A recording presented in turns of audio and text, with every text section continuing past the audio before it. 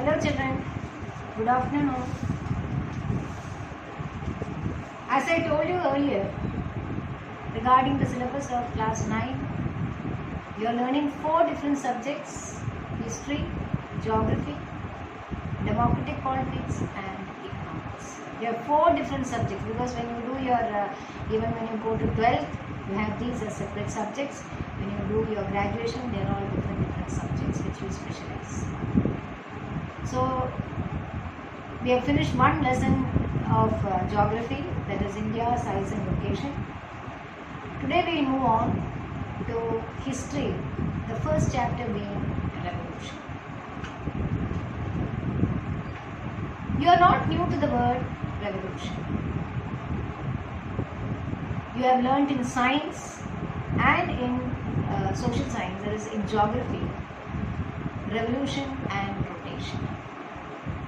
So what is this revolution? Revolution is something which brings change, a change in anything. It can be a revolution in the field of industries. It can be a revolution in the field of administration. It can be in the field of a revolution in the, say, in an atmosphere, a total revolution in the class. So revolution is a change, and for that change they adopt many means. It could be peaceful method, it could be violent, or it could be some innovative methods, and then they bring about this revolution or changes. So with regard to history, we are learning the first chapter, that is French Revolution. So what took place in France? A revolution took place in France. Against what? So what was the reason for the revolution? And what did they want to achieve? What were the circumstances that led to the revolution? And the achievements of the revolution. And finally the chapter is ending with Napoleon and his court. So the revolution occurred in the year 1789, and the revolutionaries, they wanted to overthrow the old regime of monarchy. Here monarchy means the rule of the king. Now when we talk about the different types of government, there are different types of government: monarchical rule, dictatorial rule, that is military rule, monarchy, I'll tell you, dictatorial rule, military rule, absolutist, democracy, republican form of government. There are so many types of government. So when a country is ruled, or a kingdom or a state, a kingdom is ruled by a monarch or a king, his rule is called monarchy. The rule of a monarchy, normally it is an absolutism. You use the word absolutism, where he is the absolute ruler, the sole authority, and he rules only for his own welfare. So to attain welfare, he might adopt any means. It could be dictatorial, where you dictate and others listen. Then comes the military rule. Maybe it is the president is elected by the people, but when the president adopts the rule of military rule, that means too rigid and make the people obey whatever the ruler says. Under this monarchy itself, you call it as 2 types of monarchy: benevolent monarchy or benevolent despot. Despot is one, the ruler, and autocratic despot. Benevolent despot is one who rules only for the welfare of the people. Benevolent, the word itself gives you the doing a lot of a lot for the people. Public services, all these things are done by a benevolent despot or a. On the other side, an autocratic monarch or a ruler, he, as I told you earlier, he will rule only for his own welfare without even discussing or having a discussion with the ministers or with the nobles or the clergy. I'll explain the meanings of all these terms subsequently. And for his own welfare, he appoints people, either the ministers or the administrative officials, only from his kith and kin, that is the relatives and his friends. So here he was a cruel, his regime means rule. It was cruel, and so people wanted to overthrow the cruel regime of the French king Louis XVI. He belonged to the Bourbon dynasty. Dynasty is a family, and all those rulers who belong to that Bourbon dynasty, you call that a number, so many family members belonging to one clan, one group. You use the word dynasty. So here, Louis XVI, he belonged to the Bourbon dynasty. So now let us see what were the causes of the French Revolution. Before going to there is revolution, let me please lend your ears, focus your brains, and when you are listening to this class. So for anything there is a cause. If there is a war, there is a cause. So similarly, now you are aware this COVID-19. For that also there are causes. So here, French Revolution also had many causes. Many causes have been attributed to French Revolution. They are divided under the headings social, economic, political, growing middle class, role of philosophers, the French philosophers. So first let us see what were the social factors that led to the outbreak of the French Revolution. So during the time of the Revolution, say in the 18th century, the French society was divided into three, we call them as estates. The first estate, the second estate, and the third estate. The first estate included the clergy, that is people, of course, king was above all the three categories. So the first category included the clergy. Clergy, when I say clergy, it means those people who are involved in the church matters. The second estate had the nobles under them, that is the nobility.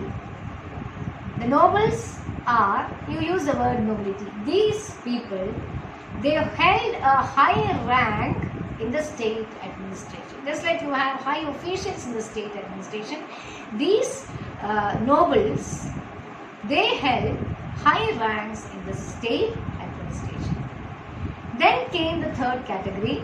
It consisted of the big businessmen, merchants, court officials, lawyers, teachers, doctors, and so many other professions. So this estate or the third class included the educated section of the society. So these are all social divisions, and so that is, of all these social classes, two of them were exempted from paying taxes. They were the first category, first estate, and the second estate. So these privileges were enjoyed by these two estates by birth itself.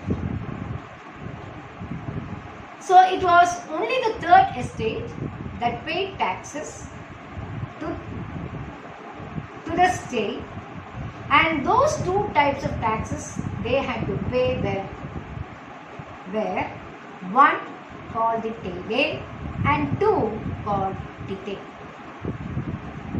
Taille was an indirect tax which were charged on articles of everyday consumption. What you use daily, bread, food, fruits, whatever you consume daily, on those indirect taxes.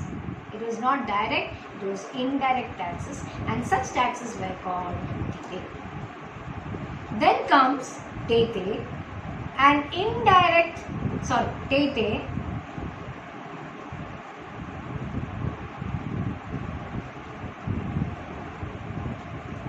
was collected by the church from the peasants. See children, peasants everywhere, even today, they are the neglected, especially in developing countries, they are the neglected section of the society.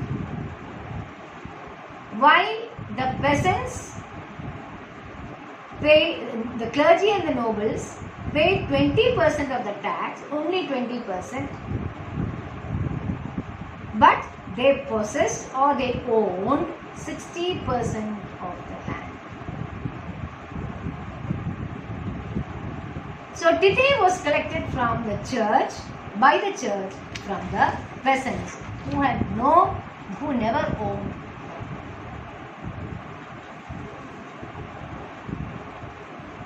Next comes the economic condition. In 1715, the French population rose from 23 million to 28 million in 1789. And it's an universal fact, it's a known fact that as when the population increases, there is an increased demand for food grains. Productions could not keep pace with the demand. Demand is more, production is less. So there was a mismatch between the production and the what you call as demand. So when there was an increased demand, shortage of production, obviously the price will go up. Increase in price of food grains. So such a situation where there was scarcity of food grains, every now and then it was occurring. It was called as a subsistence crisis.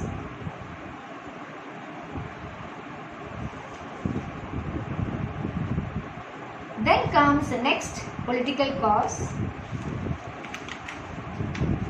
Long years of war, France always had involved herself, especially under the King Louis XVI, in so many international wars. Not that France fought, but when the American War of Independence was going on, and in Britain, when some wars were going on, it was this King Louis XVI who had no control over finance. He was highly extravagant, lavish. He helped these two countries during the time of war and at a time when the empire was facing a grave financial crisis. So obviously, the burden of taxation, on whom did he impose? It was imposed on the third class estate and the farmers. Apart from all this, to add fuel to the fire, he was highly influenced by his queen, Marie Antoinette, who was really crazy after interior decoration of the court palace. So a lot of money was spent on it. This added fuel to the fire. Again, the third estate, they were burdened with taxes. Next was the growing middle class. During the 18th century, the emergence of educated middle class, the big businessmen, doctors, teachers, lawyers, all these people, they were inspired by some great philosophers, and those great philosophers I am telling right now, and also the Declaration of Rights of Man, which the American government gave after the American War of Independence. The three French philosophers, John Locke, then you have there is Rousseau and Montesquieu. John Locke, he wrote the book called Two Treatises of Government, and he also criticized the divine right theory. What is this divine right theory? It was during this time the whole of Europe, they believed, the European kings, they believed in the theory of divine right, according to which the kings of the European kings considered themselves as the representatives of God on earth. So if people felt, no, if I have to reach God, they used to tell that they were the direct representatives of God on earth. And so it was through them they should reach God or try to understand.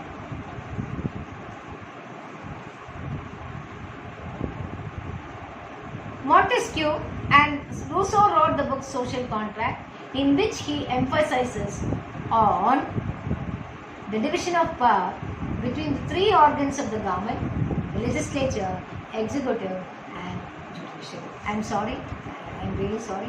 Rousseau in his Social Contract, he says that there should be a good relationship between the government and the people. The third writer or the philosopher Montesquieu, he in his book The Spirit of Laws says that there should be a clear demarcation of powers between the legislature, executive and judiciary. Demarcation means demarcation. I'm very sorry, demarcation. You should be able to identify what are the powers of the legislature, the executive and the judiciary. Now, meeting of all the three estates was called upon to increase the taxes. Members of the first and second estate, they sat in rows wherever the meeting was, facing each other. And 600 members of the third estate, they had to stand in the back without any welcome. The third estate demanded for voting rights also. Fourth point, members of the third estate declared themselves a national asset. Those members of the third estate, they declared themselves as a national assembly. They considered themselves separate from the government or from King Louis XVI and his group of people. They declared themselves as the National Assembly. And this National Assembly promised to draft a constitution for France, and meanwhile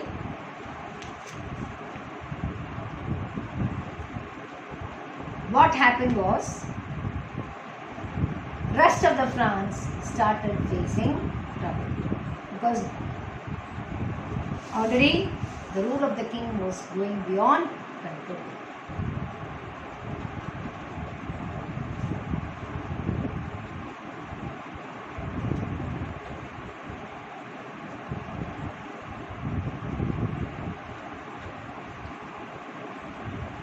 The revolutionaries and the ordinary people, could no longer bear to withstand, could no longer bear the impact of subsistence crisis. There was an uproar means loud protest among the people out of anger, as they had to wait for many hours together in a long queue to get their bread. I read somewhere, I think it is a criticism, the king declared, if they do not have bread, ask them to eat rice. I don't know how far it's going anyway. So the agitated crowd stormed and destroyed. Now what happened?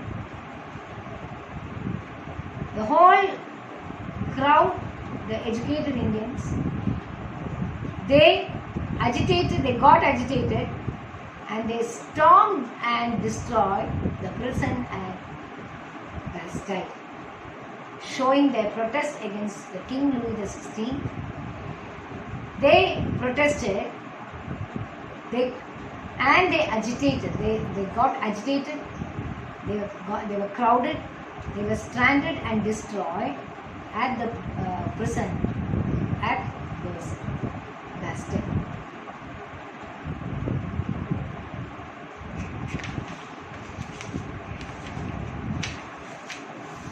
Releasing all the prisoners of war, these revolutionaries stormed the prison of Bastille, and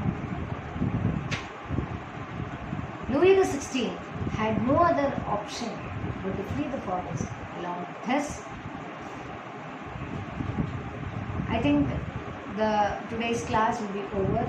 I am stopping it here. A word to all of you. All of us are witnessing the entire scenario that is going on at the global level in the form of COVID-19.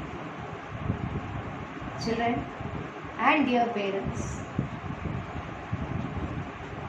I think this is the best time for all of us to know each other, especially parents and children, to develop a very good rapport among you, because some of you both are working and the parents have their own businesses.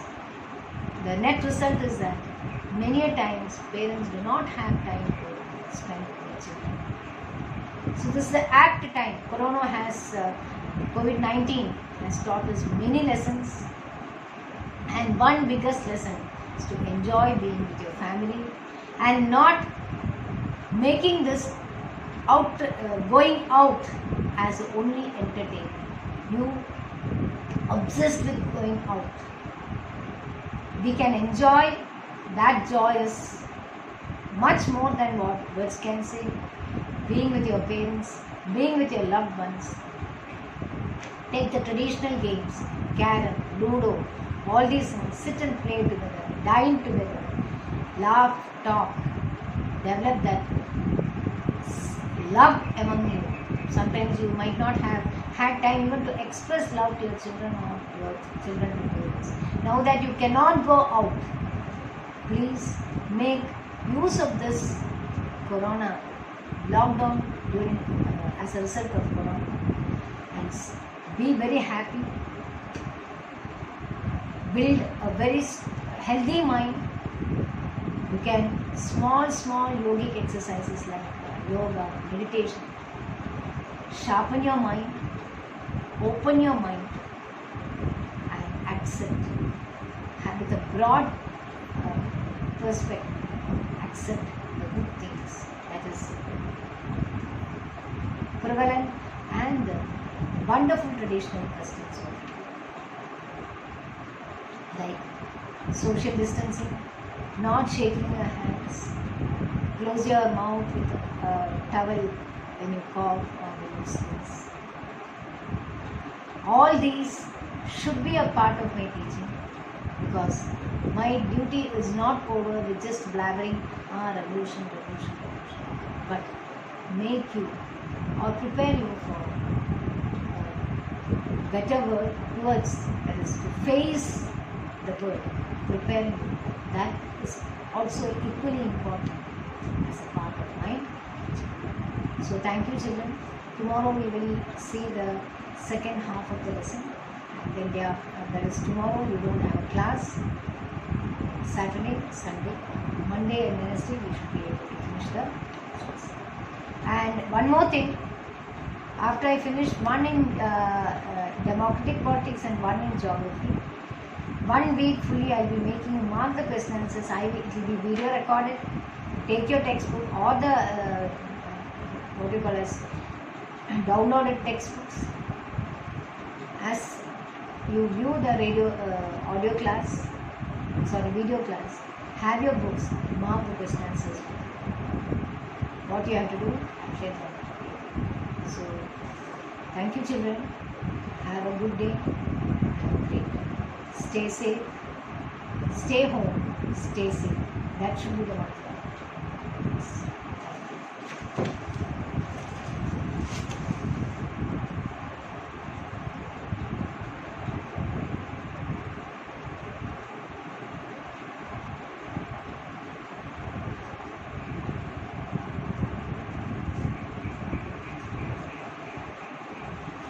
Thank you.